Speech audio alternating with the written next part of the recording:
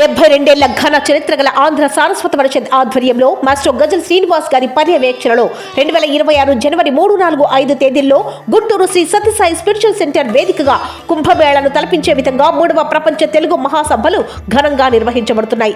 ఈ మహాసభలు తెలుగు భాషా మాధుర్యాన్ని, తెలుగు జాతి ఘన కీర్తిని ప్రపంచానికి చాటి చెప్పే మహావేడుక. ఈ చారిత్రక సభలను మరింత ఘనంగా విజయవంతం చేయడానికి మీ అందరూ పాల్గొనడం అత్యవసరం. రండి, కలిసి తెలుగు భాషను, తెలుగు సంస్కృతిని స్మరించుకుందాం. ఈ మహాసభలకు మీడియా పార్ట్నర్ గా క్యూటీవీ మీడియా వ్యవహరిస్తోంది. 3 రోజుల పాటు సభలను ప్రత్యక్ష ప్రసారంగా ప్రముఖులతో ప్రత్యేక ఇంటర్వ్యూలతో మీ ముందుకు తీసుకొస్తోంది. QTV media news, QTV media భక్తి, ఎంటర్టైన్మెంట్, హెల్త్, ఎడ్యుకేషన్ ఛానళ్లలో ఇంటర్వ్యూలు, ప్రకటనల కోసం సంప్రదించాల్సిన phone number 9030387333 9494943556.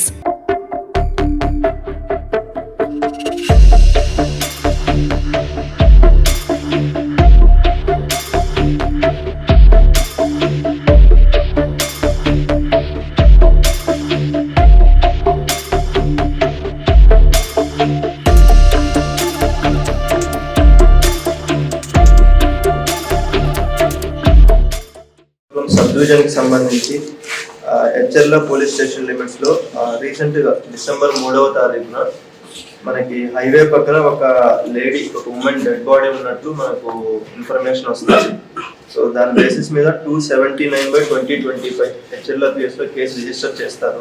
Under suspicious death 194 BNSS కింద రిజిస్టర్ చేస్తాము. సో దాన్ని ఫర్దర్గా మనకి వెరిఫై చేసి ఫర్దర్గా ఇన్వెస్టిగేషన్లో ఎవరైతే చనిపోయారో ఆ వ్యక్తి, ఉమెన్ ఎవరైతే ఉన్నారో ఆమెకి 42 సంవత్సరాలు ఒక ఉమెన్ లాగా మనకు తెలుస్తుంది. సో దాని మీద ఫర్దర్గా మనకు దగ్గరలో ఉన్న CCTVs ఇవన్నీ వెరిఫై చేస్తే తర్వాత ఆమె దగ్గర ఉన్న ఫోన్లో ఉన్న వాట్సాప్ డీటెయిల్స్ అవన్నీ మనం తీసుకొని వెరిఫై చేస్తే ఒక వ్యక్తితోటి గొల్లపల్లి ప్రశాంత్ కుమార్ అనే వ్యక్తి ఎవరైతే ఉన్నారో, ఈయనది నర్సన్నపేట మండల్, సంతపేట స్ట్రీట్ ఈయనది నర్సన్నపేటలో. సో ఈయనతోటి మాట్లాడుతూ ఉన్నట్లు మనకు తెలుస్తుంది. సో అది వాట్సాప్ IPDR ఏదైతే ఉందో దాని ప్రకారం అనాలిసిస్ చేసి ఫైండ్ అవుట్ చేశారు అది. సో వీళ్ళిద్దరికి ముందు నుంచి పరిచయం ఉంది వీళ్ళిద్దరికి. సో ఆ పరిచయం ఉన్నప్పుడు వీళ్ళిద్దరు కలిసినప్పుడు కారులో అక్కడ ఒక గొడవ జరిగితే ఆ గొడవలో ఆమె డబ్బులు అడగడం, ఇతర డబ్బులు నేను ఇవ్వలేనని చెప్పడం, అలాంటప్పుడు నేను మీ ఇంటికి వచ్చి మీ వైఫ్కి మన గురించి చెప్తాను అని చెప్పి మాట్లాడడం వల్ల ఆ స్పర్ ఆఫ్ ద మూమెంట్ లో అక్కడ జరిగి తను ఆమెను చంపేయడం అనేది జరుగుతుంది.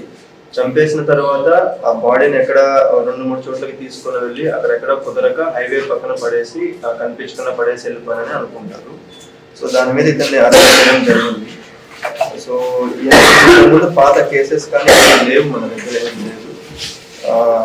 బట్ ఇతను చైల్డ్ గా ఉన్నప్పుడు, అంటే మైనర్ గా ఉన్నప్పుడు ఇతని పైన ఒకటి 2012లో బైక్ థెఫ్ట్ కేసు మాత్రమే ఉంది. అది కాకుండా వేరే కేసెస్ అయితే ఏం లేవు. ఇది టోటల్ గా మనకేంటంటే CCTVs ప్లస్ వాట్సాప్ లో ఉన్న IPDR, మనకి నార్మల్ కాల్స్ కాకుండా వాట్సాప్ కాల్స్ మాట్లాడతారు కాబట్టి ఈ IPDR అనాలిసిస్ చేసి ఇది తెలుసుకోవడం.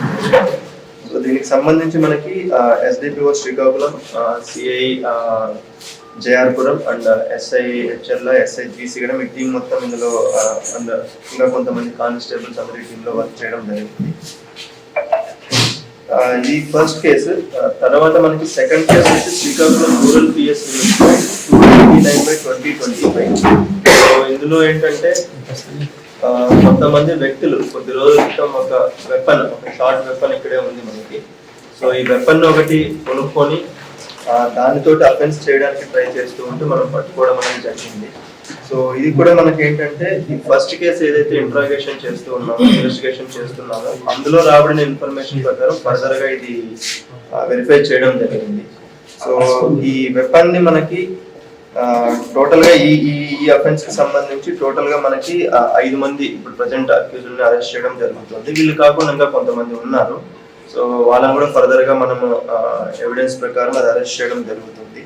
సో ఈ వెపన్ ని మనకి ఈ పంచిరెడ్డి కైలాష్ ఎవరైతే ఈయన హెచ్ఎల్కి సంబంధించిన ఆయన ఉన్నారో, ఈయన తర్వాత మనకి కొద్ది రోజుల క్రితం హెచ్ఎల్లో చనిపోయిన సత్తార్ గోపి అన్న వ్యక్తి ఎవరైతే ఉన్నారో, వీళ్ళిద్దరూ వెళ్ళి ఫిజికల్ గా మనకి బెరంపూర్ లో ఒక పర్సన్ దగ్గర ఈ వెపన్ కొనడం జరిగింది.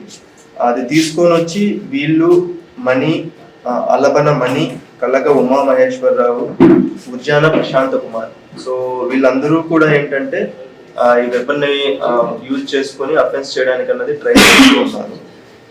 ఇది వీళ్ళందరినీ ఈరోజు అరెస్ట్ చేయడం జరుగుతుంది. ఇది కాకుండా వీళ్ళకి ఫైనాన్షియల్ గా ఎవరు డబ్బులు ఇచ్చారు, ఏ విధంగా దీన్ని కొన్నారు, అండ్ ఇంకా దీంతో ఇంతకుముందు ఏదైనా అఫెన్స్ చేశారా లేదా అన్నది మనం వెరిఫై చేయవలసి ఉంది. యాజ్ ఆన్ టుడే ఇప్పటి వరకు ఉన్న ఇన్వెస్టిగేషన్ ప్రకారం మనకి పాత అఫెన్స్ వీళ్ళేమి దీంతో ఇంకా చేసినట్లు మనకు ప్రూవ్ కాలేదు. సో బట్ వీళ్ళు ఏదైనా చేస్తున్నా కూడా అది కూడా మనం ఫర్దర్ గా వెరిఫై చేస్తాము. అండ్ దీనికి సంబంధించి ఇక్కడ ఎవరైతే ఇన్వాల్వ్ అయి ఉన్నారో వాళ్ళని కూడా అరెస్ట్ చేయవలసి ఉంది, అది కూడా చేస్తాము.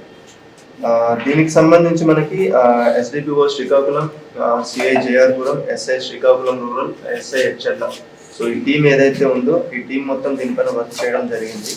సో మనకి అగైన్ మన వైపు నుంచి చెప్తున్నది ఏంటంటే, ఒకటి అఫెన్స్ జరిగిన తర్వాత, క్రైమ్ జరిగిన తర్వాత పట్టుకోవడం ఒకటి, ఇంకో ఆస్పెక్ట్ ఏంటంటే అఫెన్స్ జరగక ముందే పట్టుకోవడం అనేది ఒకటి.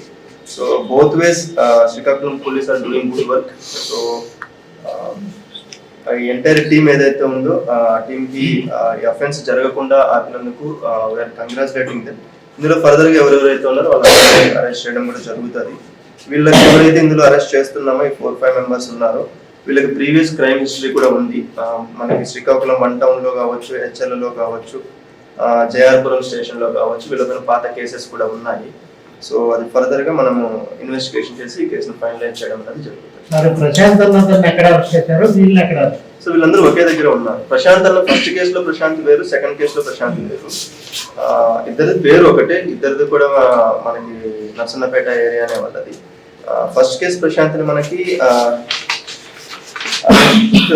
చేసిన ప్లేస్ వచ్చి మనకి ఈ కింతల మిల్ జంక్షన్ దగ్గర చేశారు. ఈ సెకండ్ కేసులో అరెస్ట్ వచ్చేసి మనకి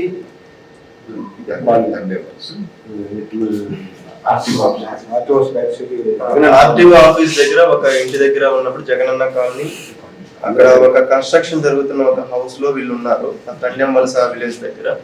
సో ఈ 4 మెంబర్స్ అక్కడ ఉంటే వాళ్ళని అక్కడ అరెస్ట్ చేయడం అనేది జరిగింది. సార్ ఈ వెపన్స్ ఉపయోగించి ఇప్పటివరకు ఏమన్నా వేరే కేసెస్ లో కానీ ఇప్పటి వరకు ఉన్న ఇన్వెస్టిగేషన్ ప్రకారం మనకి ఇంకా ఏది ఎవిడెన్స్ రాలేదు. వీళ్ళని మళ్ళీ పోలీస్ కస్టడీకి తీసుకొని వీళ్ళని ఎంక్వైరీ చేస్తాను, బికాస్ అది ఎంక్వైరీ చేయవలసి ఉంది. ఇప్పటికి నేను జరిగిందా జరగలేదా కన్ఫర్మ్ చేయలేను. వన్స్ మనకి ఫర్దర్ గా వాళ్ళని పోలీస్ కస్టడీకి తీసుకొని అది వెరిఫై చేశాక ఫర్దర్ గా మీకు అప్డేట్ చేస్తాను.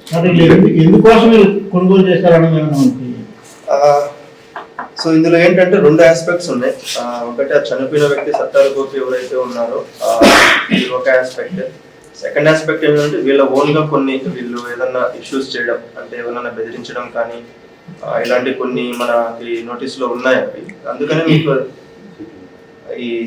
అందుకనే వాటిని మనము ఇవి వెరిఫై చేయాలని అందుకనే మీకు చెప్పింది నేను. సో ఫార్ మనకి ఏంటంటే ఎవిడెన్స్ లేకుండా నేను ఇక్కడ కన్ఫర్మ్ చేయలేను. సో వీళ్ళని మళ్ళీ మనం పోలీస్ కస్టడీకి తీసుకొని ఫర్దర్ గా వెరిఫై చేసి ఇందులో అప్డేట్ మీకు చెప్తాను. ఈ వెపన్ సప్లైర్స్ గుర్తించారు, బెరంపూర్ లో ఐడెంటిఫై చేశాను, ఇంకా అరెస్ట్ చేయలేదు. టీమ్ ను పంపించాము, వాళ్ళని కూడా అరెస్ట్ చేస్తాం. అక్కడ ఆల్రెడీ అక్కడ ఎస్పీ గారికి కూడా మనం ఇన్ఫార్మ్ చేశాము. సో టీమ్ కూడా ఆన్ ద వే ఉంది. 100% వాళ్ళు ఐడెంటిఫై అయ్యారు, అరెస్ట్ చేస్తాం.